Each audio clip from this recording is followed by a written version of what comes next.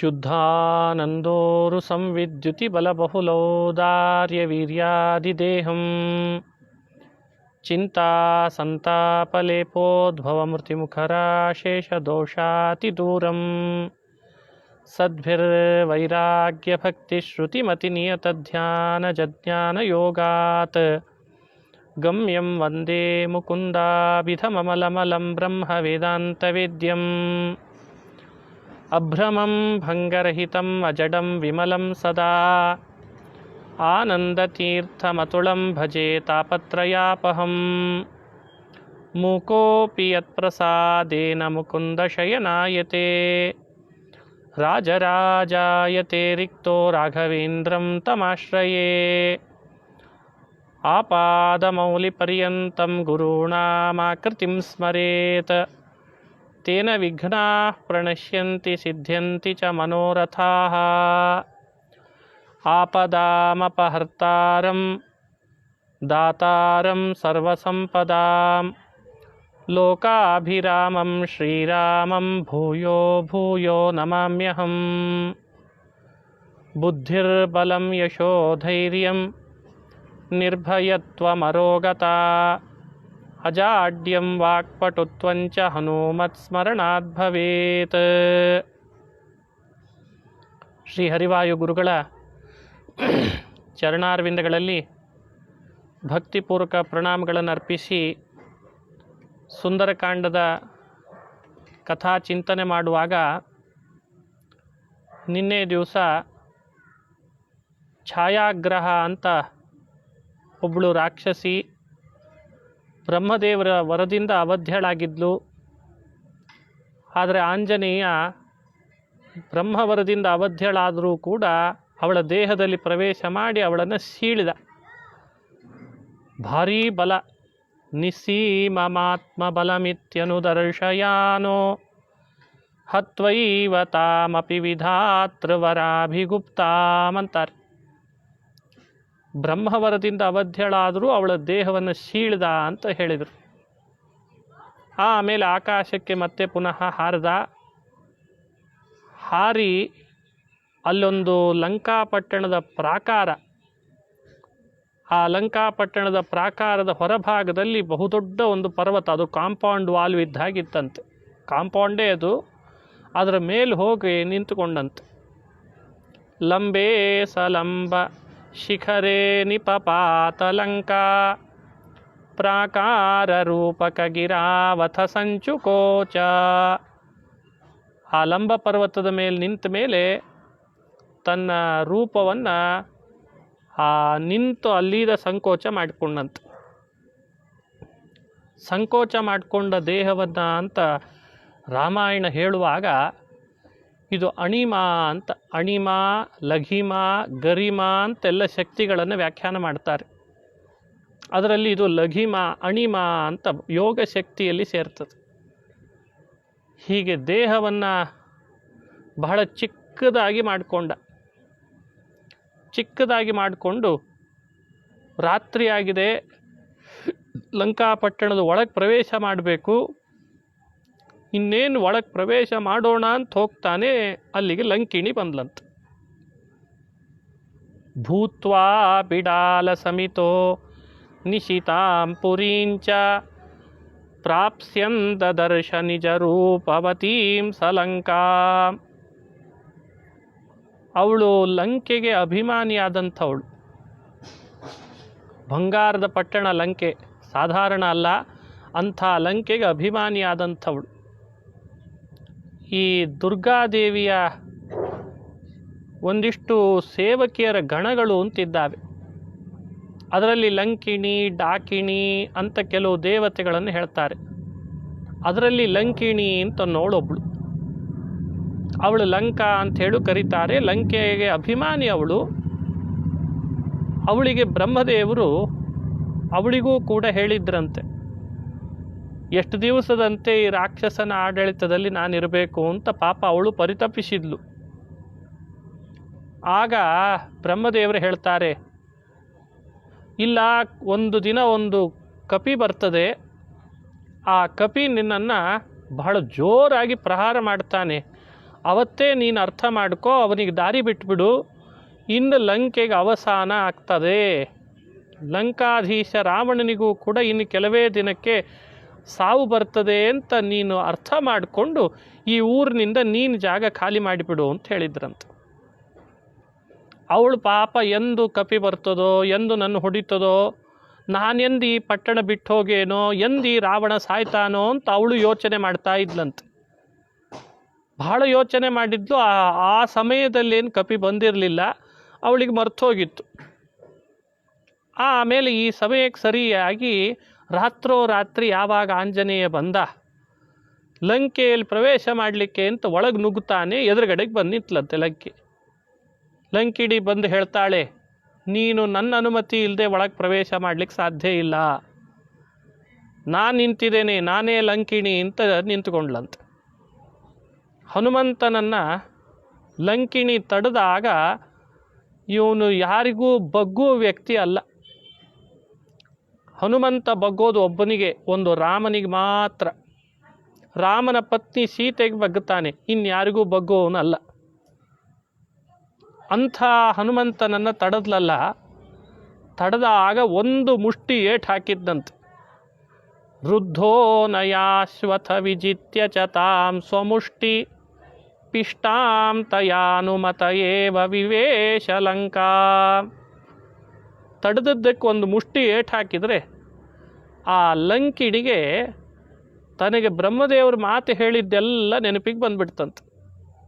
ಓ ಬ್ರಹ್ಮದೇವರು ನನಗೆ ಹೇಳಿದ್ರು, ಯಾರು ನಿನಗೆ ಏಟು ಹಾಕ್ತಾರೆ ಅವತ್ತೇ ತಿಳ್ಕೊ, ಆ ಕಪಿ ನಿನ್ನನ್ನು ಏಟು ಹಾಕಿ ಎಚ್ಚರಿಸ್ತಾನೆ, ಇನ್ನಿಲ್ಲಿದ ಹೋಗು ಅಂತ, ನೀನು ಅಲ್ಲಿದ ಹೊರಟುಬಿಡು. ಆ ಬ್ರಹ್ಮದೇವರ ಮಾತು ನೆನಪಿಗೆ ಬಂತು.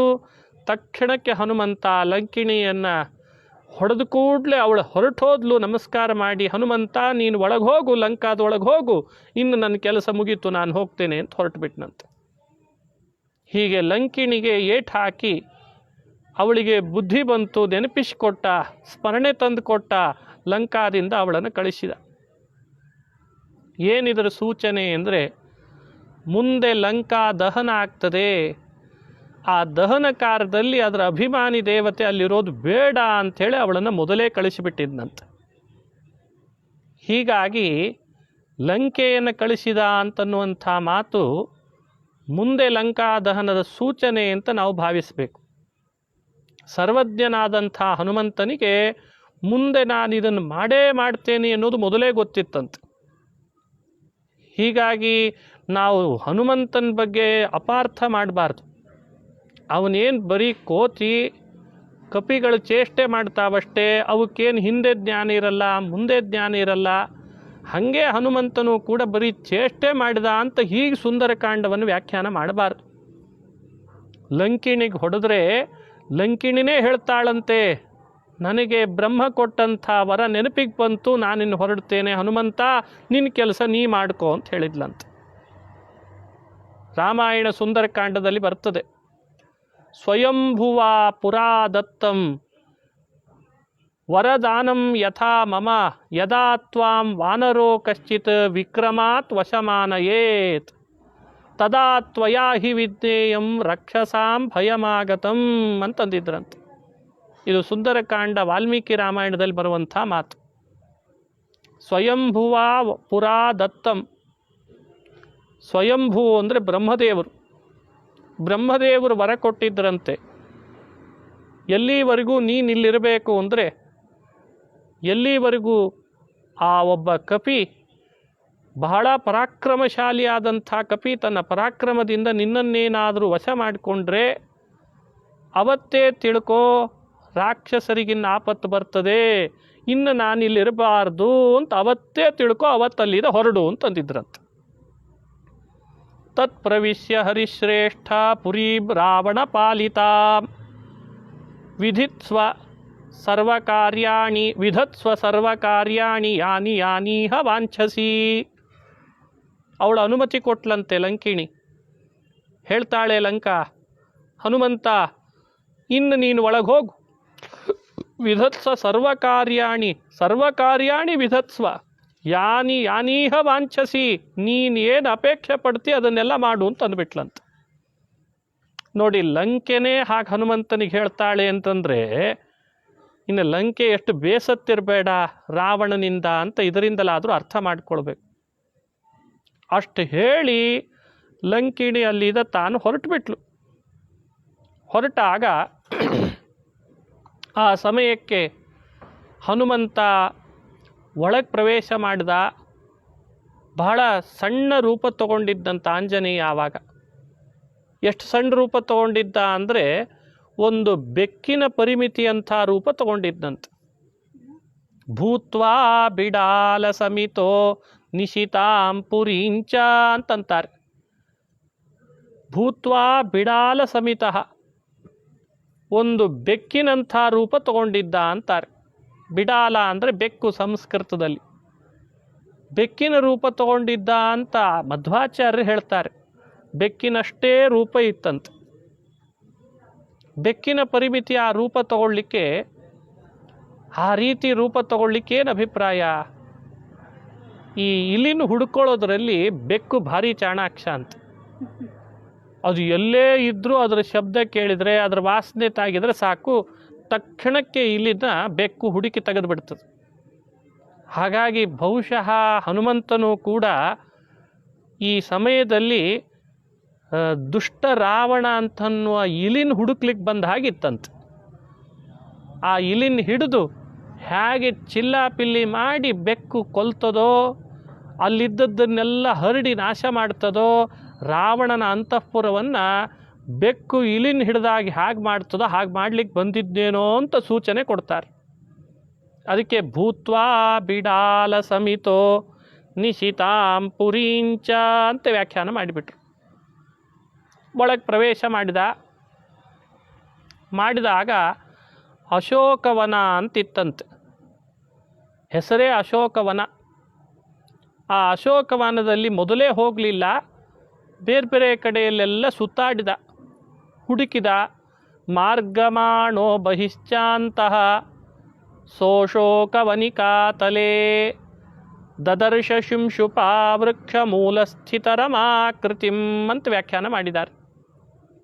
ಬಹಿಶ್ಚ ಅಂತಹ ಮಾರ್ಗಮಾಣಃ, ಲಂಕಾಪಟ್ಟಣದ ಒಳಗೆ ಹೊರಗೆ ಎಲ್ಲ ಕಡೆಯಲ್ಲೂ ಕೂಡ ಹುಡುಕಿ ಹುಡುಕಿ ಹೋಗ್ತಾ ಇದ್ದಾನಂತೆ. ಎಲ್ಲೂ ಕೂಡಲೇ ಸೀತೆ ಮೊದಲೇ ಕಾಣಲಿಲ್ಲ. ಅಶೋಕವನಿಕಾತಲೇ, ಅಶೋಕ ವನದ ಒಂದು ಶಿಂಶುಪ ವೃಕ್ಷ ಅಂತಿತ್ತು, ಅದರ ಕೆಳಗಡೆಯಲ್ಲಿ ಸೀತೆ ಕುಳಿತಿದ್ಲು ಅಂತ ಆಮೇಲೆ ಕಣ್ಣಿಗೆ ಬಿದ್ಲಂತೆ. ವಾಲ್ಮೀಕಿ ಋಷಿಗಳು ವಿಸ್ತಾರವಾಗಿ ಕಥೆಗಳನ್ನೆಲ್ಲ ಚಿಂತನೆ ಮಾಡಿಸ್ತಾರೆ. ಈ ಸಂದರ್ಭದೊಳಗೆ ಆ ಹುಡುಕ್ಲಿಕ್ಕೆ ಹೋದಾಗ ಕೂಡಲೇ ಸೀತೆ ಕಾಣಲಿಲ್ಲ, ಕಣ್ಣಿಗೆ ಬೀಳಲಿಲ್ಲ. ಆದರೆ ಯಾರು ಬಿದ್ದರು ಅಂದರೆ ರಾತ್ರಿ ಕಾಲ ಬಹಳ ಜನ ರಾಕ್ಷಸರು ರಾಕ್ಷಸಿಯರು ರಾತ್ರಿ ಅಂದಮೇಲೆ ಅವ್ರದ್ದೇ ಮದ್ಯಪಾನ ಮಾಡಿ ಮಾಂಸ ಭಕ್ಷಣ ಮಾಡಿ ಅಲ್ಲಲ್ಲಿ ವಿವಸ್ತ್ರರಾಗಿ ಹಾಗಂದ್ರೆ ಹಾಗೆ ಅಶ್ಲೀಲ ದೃಶ್ಯಗಳ ಮೇಲೆ ಬಿದ್ದಿದ್ರಂತೆ, ಅಶ್ಲೀಲರಾಗಿ ಬಿದ್ದಿದ್ರಂತೆ. ಯಾರು ಕಣ್ಣಿನಿಂದ ನೋಡ್ಲಿಕ್ಕೆ ಸಾಧ್ಯ ಇಲ್ಲ, ಸಭ್ಯರು ಯಾರೂ ನೋಡ್ಲಿಕ್ಕೆ ಅವಕಾಶ ಇಲ್ಲ, ಅಷ್ಟು ಅಶ್ಲೀಲರಾಗಿ ಬಿದ್ದಿದ್ರಂತೆ. ಇಂಥ ಸಂದರ್ಭದೊಳಗೆ ಹುಡುಕ್ಲಿಕ್ಕೆ ಬೇರೆ ಹೋಗಿದ್ದಾನೆ ಪಾಪ. ಹನುಮಂತನ ಕಣ್ಣಿಗೆ ಆ ಅಶ್ಲೀಲ ದೃಶ್ಯಗಳೆಲ್ಲ ಕಾಣ್ತಾ ಬಂತವಂತೆ. ಇದೊಂದು ವಿಚಿತ್ರ ಅಲ್ಲೇ. ಹನುಮಂತ ಒಬ್ಬ ಬ್ರಹ್ಮಚಾರಿಯಾದಂಥ ಹನುಮಂತನಿಗೆ ಇಷ್ಟು ಅಶ್ಲೀಲ ದೃಶ್ಯಗಳೆಲ್ಲ ಕಣ್ಣಿಗೆ ಬಿತ್ತವಲ್ಲ, ಹ್ಯಾಕ್ ತಡ್ಕೊಂಡಾನು? ಅವನಿಗೂ ಕೂಡ ಮನಸ್ಸಿನ ಮೇಲೆ ಪರಿಣಾಮ ಆಗಬೇಕಿತ್ತಲ್ವೇ? ಈ ವಿಚಾರವನ್ನು ಸುಂದರಕಾಂಡದಲ್ಲಿ ವಾಲ್ಮೀಕಿ ಋಷಿಗಳು ಅನುಸಂಧಾನ ಮಾಡಿಸ್ತಾರೆ. ನಾವೆಲ್ಲ ಇದನ್ನು ತಿಳಿಲಿ, ಇದರಿಂದ ಸಂದೇಶ ತಿಳಿದು ನಾವು ಆ ರೀತಿ ವರ್ತಿಸ್ಲಿ ಅಂತ ಹೇಳ್ತಾರವರು. ಆತ ಹುಡುಕಿದಾಗೆಲ್ಲ ಇದೇ ಅಶ್ಲೀಲ ದೃಶ್ಯಗಳು ಕಣ್ಣಿಗೆ ಬಿದ್ದರೆ ಆಂಜನೇಯ ಒಂದು ಗಿಡದ ಮೇಲೆ ಕುಳಿತಂತೆ, ಒಂದು ಮರದ ಮೇಲೆ ಹೋಗಿ ಮರದ ಮೇಲೆ ಕೂತ್ಕೊಂಡು ತನ್ನ ಬಗ್ಗೆ ತಾನೇ ಯೋಚನೆ ಮಾಡಲಿಕ್ಕೆ ಶುರು ಮಾಡಿದ್ದಂತೆ. ನಾನು ಬಂದದ್ದು ಸೀತಾಮಾತೆಯನ್ನು ಹುಡುಕಬೇಕು ಅಂತ ರಾಮನ ಕಾರ್ಯಕ್ಕೆ, ರಾಮನ ಸೇವೆಗೆ ಬಂದೆ. ಆದರೆ ಇಲ್ಲಿ ನೋಡಿದರೆ ಬರೀ ಅಶ್ಲೀಲ ದೃಶ್ಯಗಳೇ ಕಣ್ಣಿಗೆ ಬೀಳ್ತಾ ಇದ್ದಾವೆ. ಈ ರೀತಿ ಅಶ್ಲೀಲ ದೃಶ್ಯ ಕಣ್ಣಿಗೆ ಬಿದ್ದ ಮೇಲೆ ಇದು ಧರ್ಮನೇ, ನನ್ನಂಥವನಿಗೆ ಇದು ಶೋಭಿಸ್ತದೆ, ಸರಿನೇ ಅಂತ ತನ್ನನ್ನು ತಾನೇ ಆತ್ಮಾವಲೋಕನ ಮಾಡಿಕೊಂಡ ಅಂತಾರೆ ವಾಲ್ಮೀಕಿ ಋಷಿಗಳು. ಸ್ವಲ್ಪ ಹೊತ್ತು ಅವಲೋಕನ ಮಾಡಿಕೊಂಡು ಆಮೇಲೆ ನಿರ್ಧಾರಕ್ಕೆ ಬಂದಂತ ಆಂಜನೇಯ. ಏನು ನಿರ್ಧಾರ ಅಂದರೆ, ನನ್ನ ಕಣ್ಣು ನೋಡಬಾರ್ದದ್ದನ್ನು ನೋಡಿರಬಹುದು, ಆದರೆ ನನ್ನ ಮನಸ್ಸು ಮಾತ್ರ ಸ್ಥಿರವಾಗಿದೆ ಅಂತನ್ನಂತೆ. ಇದು ಎಂಥ ಅದ್ಭುತವಾದ ಆಲೋಚನೆ! ಇದೆಲ್ಲ ವಾಲ್ಮೀಕಿ ಋಷಿಗಳು ನಮಗೆ ತಿಳಿಸುವಂಥ ಸಂದೇಶ. ಕಣ್ಣು ನೋಡಬಾರ್ದದ್ದನ್ನು ನೋಡಿದೆ, ಆದರೆ ಮನಸ್ಸು ಮಾತ್ರ ದೃಢವಾಗಿದೆ ಅಂತಂತಾನಂತ ಆಂಜನೇಯ. ಇದು ನಾವು ಕಲಿಬೇಕಾದದ್ದೇ ಪಾಠ. ಅವನು ಬುದ್ಧಿಪೂರ್ವಕವಾಗಿ ಮನಃಪೂರ್ವಕವಾಗಿ ಕಣ್ಣಿನಿಂದ ಯಾವ ದೃಶ್ಯನೂ ನೋಡಲಿಲ್ಲ, ಆದರೆ ತಾನಾಗೇ ಆ ಎಲ್ಲ ದೃಶ್ಯಗಳು ಕಣ್ಣಿಗೆ ಬೀಳೋ ಹಾಗಾಯ್ತಂತೆ. ಈ ಪ್ರಸಂಗವನ್ನು ವಾಲ್ಮೀಕಿ ಋಷಿಗಳು ಹೇಳಿ ಆ ಹನುಮಂತ ಆಲೋಚನೆಯನ್ನು ಕೊನೆಗೊಳಿಸುವಾಗ ಇದನ್ನೇ ಕೊನೆಗೊಳಿಸ್ಕೊಂಡಂತೆ.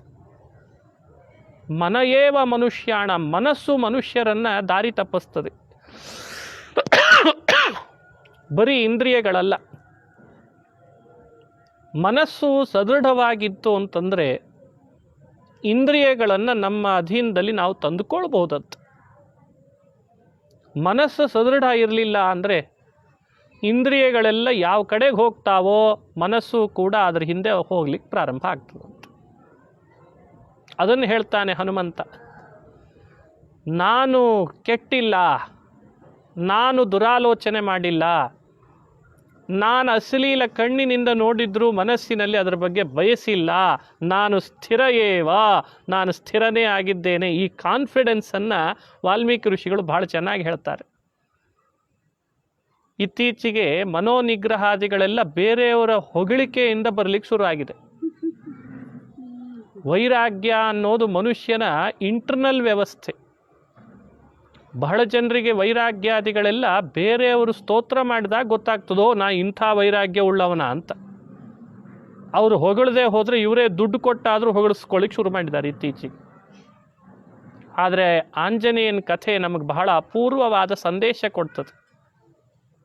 ಆತ ತನ್ನನ್ನೇ ನಾನು ಸ್ಥಿರ ಅಂತ ಅಂದಂತ, ನಾನು ಸ್ಥಿರ, ನಾನು ಸರಿ ಇದ್ದೇನೆ, ಈ ಸೆಲ್ಫ್ ಕಾನ್ಫಿಡೆನ್ಸ್ ಅಂತಾರೆ ಇದಕ್ಕೆ. ಮನುಷ್ಯನಿಗೆ ಇನ್ನೊಬ್ಬರಿಂದ ಹೊಗಳಿಕೆ ಮಾತಿನಿಂದ ಕಾನ್ಫಿಡೆನ್ಸ್ ಬರೋದಲ್ಲ,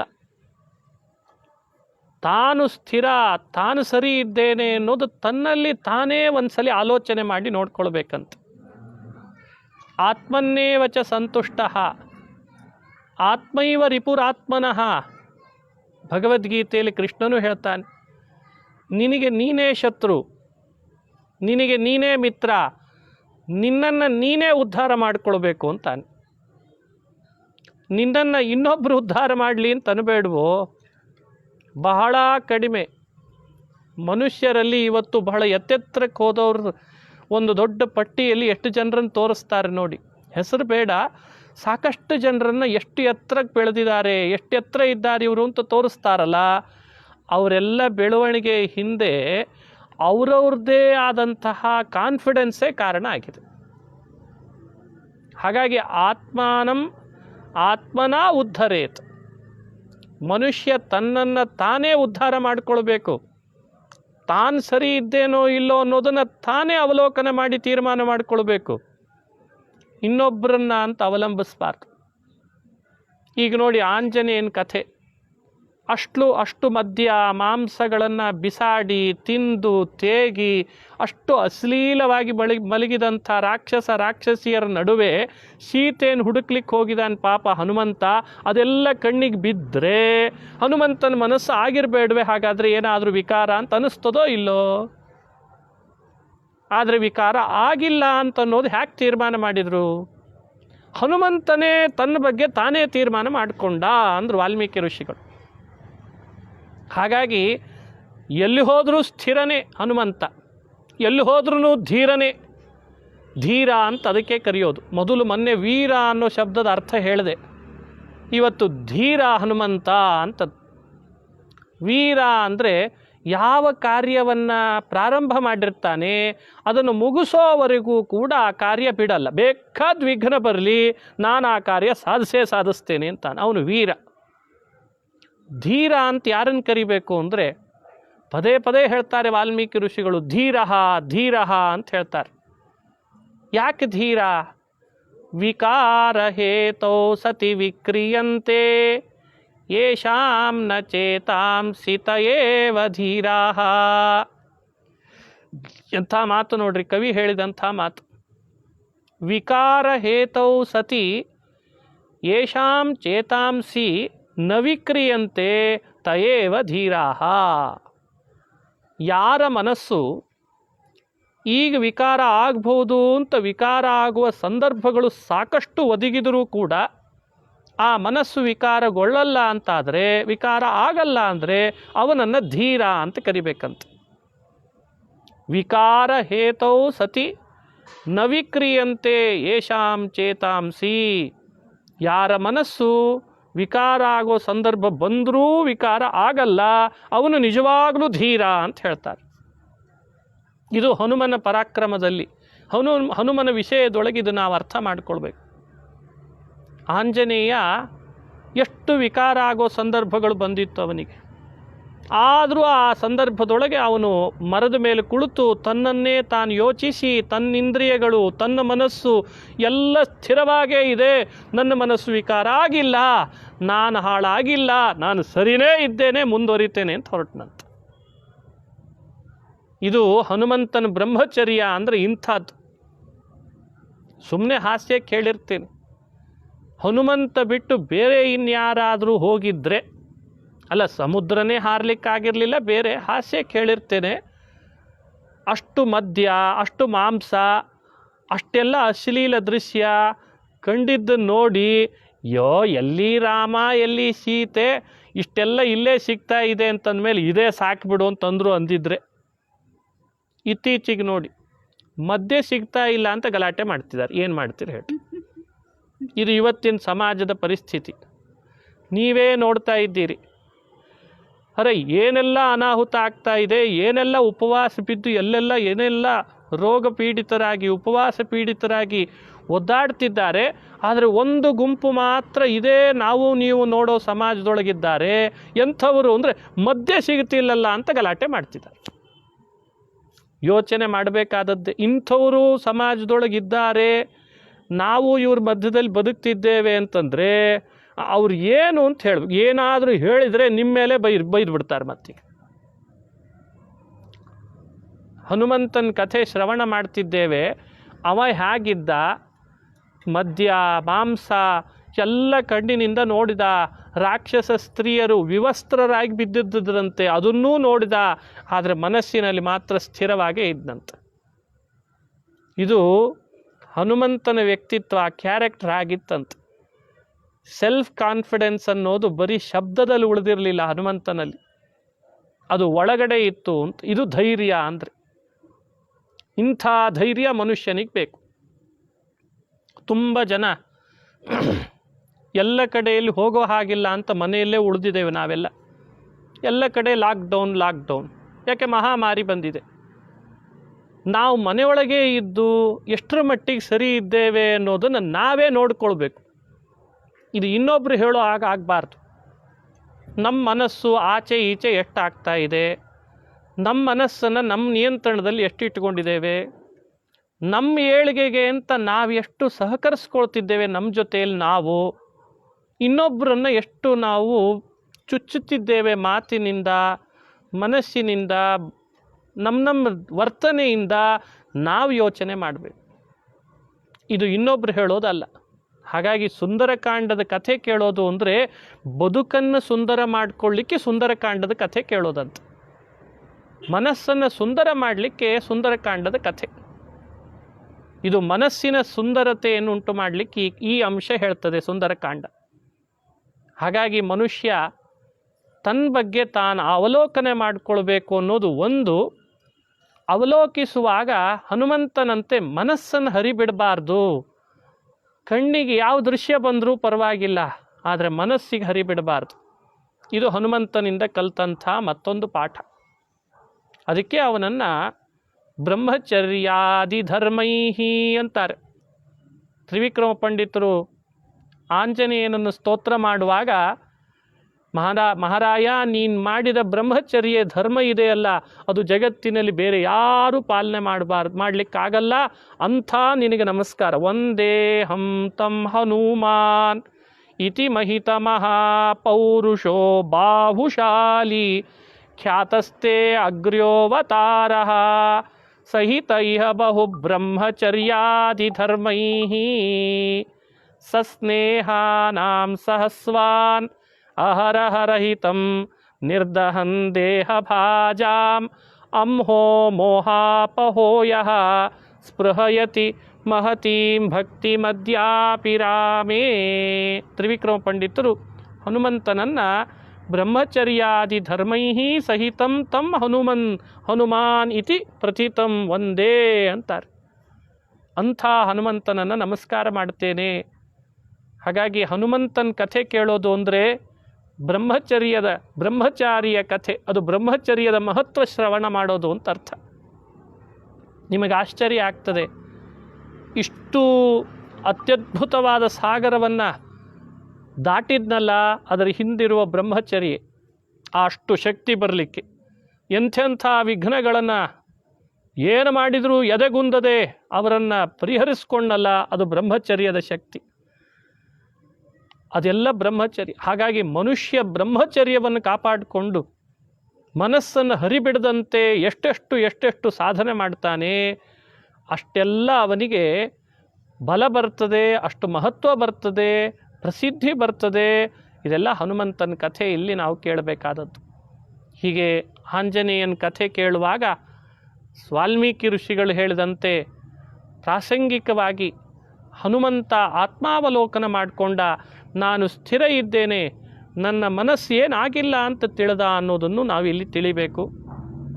ಆಮೇಲೆ ಆ ಮರದ ಮೇಲೆ ಸುತ್ತುವರೆದು ಕಣ್ಣಾಡಿಸಿದ, ನೋಡ್ತಾನೆ ಸೀತಾ ಮಾತೆ ಅಶೋಕವನದ ಶಿಂಶುಪಾದ ಕೆಳಗಡೆ ಕುಳಿತಿದ್ಲು, ಅವಳ ಬಳಿಗೆ ಬಂದ, ನಮಸ್ಕಾರ ಮಾಡಿದ ಸೀತಾಮಾತೆಗೆ. ರಾಮನ ಸಂದೇಶ ಅವಳಿಗೆ ಹೇಳ್ದ, ಸೀತೆಯಿಂದ ರಾಮನಿಗೆ ಮುಟ್ಟಿಸುವ ಸಂದೇಶವನ್ನು ಕಿವಿ ತುಂಬ ಕೇಳ್ದ. ಇದೆಲ್ಲ ಕಥೆ ಮುಂದುವರಿತದೆ. ನಾಳೆ ದಿವಸ ಆ ಚರಿತ್ರೆಗಳನ್ನೆಲ್ಲ ಶ್ರವಣ ಮಾಡೋಣ. ಇವತ್ತು ಹನುಮಂತನ ಇಂದ್ರಿಯ ನಿಗ್ರಹ, ಮನೋನಿಗ್ರಹದ ಅಂಶವನ್ನು ಶ್ರವಣ ಮಾಡಿದ್ದೇವೆ. ನಾವಿದರಿಂದ ನಮ್ಮ ಮನಸ್ಸು ಕೂಡ ನಿಗ್ರಹಿತವಾಗಿರಲಿ ಅಂತ ಹನುಮಂತನನ್ನು ಪ್ರಾರ್ಥನೆ ಮಾಡಬೇಕು. ಯಾರೂ ಕೂಡ ಮನಸ್ಸಿನಿಂದ ದುರ್ವರ್ತನೆ ಮಾಡಬೇಡ್ರಿ. ಆ ಹನುಮಂತ ಎಲ್ಲರನ್ನ ಹಾಗೆ ಸದ್ಬುದ್ಧಿ ಕೊಟ್ಟು ಪ್ರೇರಣೆ ಮಾಡಬೇಕು. ಹೀಗಾಗಿ ಮನೋಜವದಲ್ಲಿ, ಮನೋನಿಗ್ರಹದಲ್ಲಿ, ಮನಸ್ಸಿನ ಸ್ಥಿಮಿತತೆ, ಮನಸ್ಸಿನ ಶಾಂತತೆ ಇವೆಲ್ಲ ಹನುಮಂತನಿಂದ ಆಗುವಂಥ ಕೆಲಸ. ಮನೋಜವಂ ಮಾರುತ ತುಲ್ಯವೇಗಂ ಜಿತೇಂದ್ರಿಯಂ ಬುದ್ಧಿಮತಾಂ ವರಿಷ್ಠಂ ಅಂತಾರೆ ಮಹಾನುಭಾವರು. ಮನೋವೇಗವನ್ನು ತಾನು ಹಿಡಿದು ಗೆಲ್ಲುವಂಥ ವ್ಯಕ್ತಿ ಅಂದರೆ ಹನುಮಂತ ಅಂತಂದಿದ್ದಾರೆ. ಅಂಥ ಮಹಾನುಭಾವ ಹನುಮಂತ. ಅವನ ಕಥೆ ನಮಗೆಲ್ಲರಿಗೂ ಕೂಡ ಆ ಮನಸ್ಸಿನ ಸ್ಥಿರತೆ, ಮನೋವೇಗದ ನಿಯಂತ್ರಣ ನೀಡಲಿ ಅಂತ ನಾವು ದೇವರಲ್ಲಿ ಪ್ರಾರ್ಥನೆ ಮಾಡೋಣ.